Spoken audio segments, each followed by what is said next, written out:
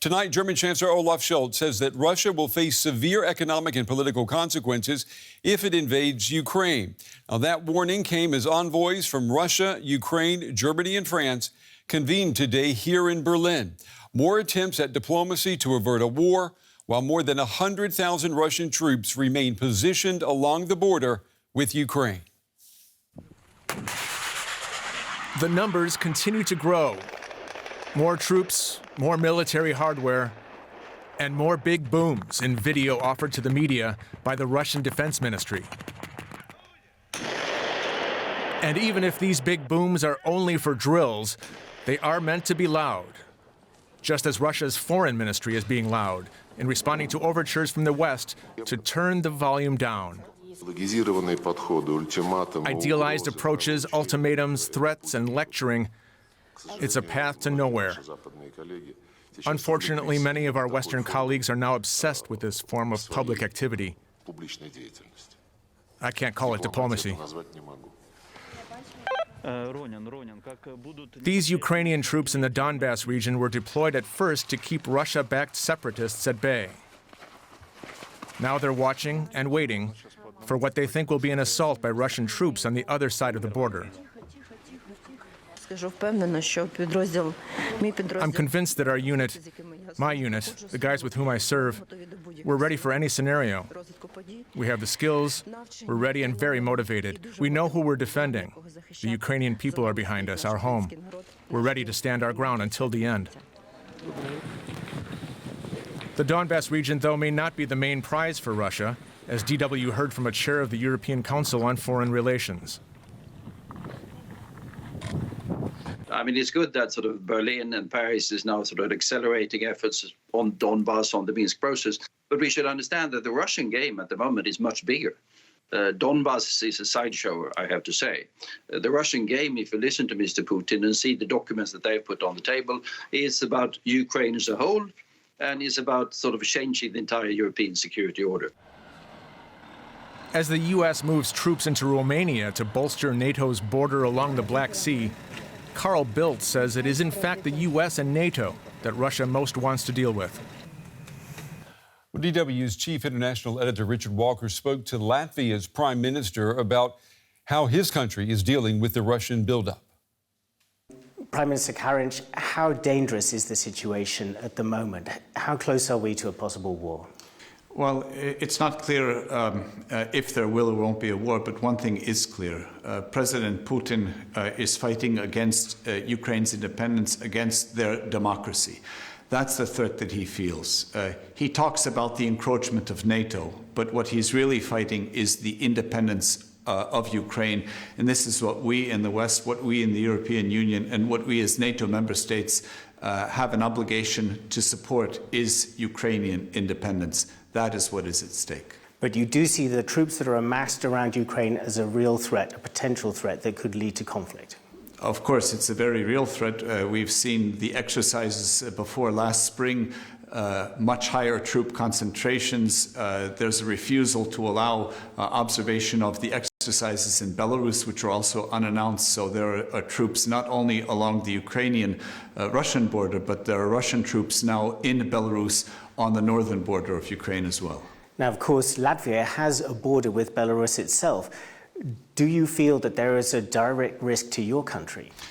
My country is a member of NATO, as are all three Baltic countries. So, of course, we have, as we speak today, 10 NATO member state militaries in Latvia. There's the German-led contingent of NATO in Lithuania, the British-led contingent in Estonia. So we don't feel a direct military threat, but certainly this is very destabilizing for the entire region, and it changes the military posture. And we as NATO member states need to react. I think it's very important to strengthen NATO's presence all along the eastern flank, that is from the Baltic down to the Black Sea, but especially, of course, also in the Baltic countries. And this is where Germany is playing now an important role. Germany has made the decision to strengthen its presence in Lithuania, which is very welcome news indeed. Now, in the discussion of trying to deter Vladimir Putin from taking military action, there's a lot of focus on sanctions, possible sanctions, and Nord Stream 2 is at the heart of that debate. Olaf Scholz, the German Chancellor, has refused to explicitly say that he would put sanctions on Nord Stream 2. What's your message to him on that? The message is very simple. Everything has to be on the table. For it to be a credible deterrent, Putin has to understand that the sanctions could bite in many different ways. So as long as nothing is taken off of the table, this is the way that we have to move forward. Now, you're a long-standing critic of Nord Stream 2. When you look at the current situation, do you feel that Nord Stream 2 contributed to this crisis? Well, we've been critics of Nord Stream 1 all along, and we have said from the very beginning that such an undersea gas pipeline to Germany will or could at some point be used by Russia as a geopolitical lever. And we see that this is what the Kremlin is doing right now, using gas supplies to Europe as a pressure with reduced flows and thereby increasing energy prices in Europe. We thought it was a bad idea then, and we think it's a bad idea now for Europe to become too over-dependent on energy supplies from any one country, especially if that country is Russia, and we know that Gazprom is a state-controlled export monopoly. It is being used now as an economic tool against the European Union. Prime Minister Karinc, many thanks for your time. Thank you. For more now, I'm joined by Sophia Behr. She's an expert on European defense policy at the Center for European Reform. It's good to see you again. Let's talk about the influence that European allies such as France and Germany have right now. I mean, do they have much influence on what Vladimir Putin is going to do? Well, that's a good question. I mean, France and Germany are obviously influential powers in Europe, and they are important voices in this crisis, not least because they would suffer under economic sanctions should the conflict get to that stage. And, you know, they have often cast themselves as sort of mediating powers in relations with Russia. Germany has historically often pursued the role of a diplomatic mediator. Macron has, throughout his presidency, attempted to forge new negotiation paths with Putin. And now they are trying to exert that influence, for instance, as you said, through the Normandy Forum. The benefits of that forum is that we have Ukraine and Russia both at the table. The hope is that we can use it to come to a diplomatic solution, revive the so-called Minsk Accords that were struck after Russia last invaded Ukraine. But they are notoriously ambiguous. They are interpreted differently by all the parties, and they have never been fully implemented. In the end, I think these talks can only succeed, France and Germany can only succeed if Russia engages as a good faith participant, which is less than clear at this time. Yeah, that's a very questionable position at the moment. We know the biggest counterpart to Putin is, of course, U.S. President Joe Biden. How much influence can France and Germany have on the White House at this moment? Well, the US and the Europeans have been really closely coordinated in this crisis, I would say, increasingly so. No one wants a war, and as a Western alliance, we have opted for this sort of two-pronged strategy of deterrence on the one hand and dialogue on the other hand. Early on, you know, US and Russia have engaged in bilateral talks over arms control issues and confidence-building measures, and France and Germany have, in recent days, really increased the intensity of their own diplomatic efforts.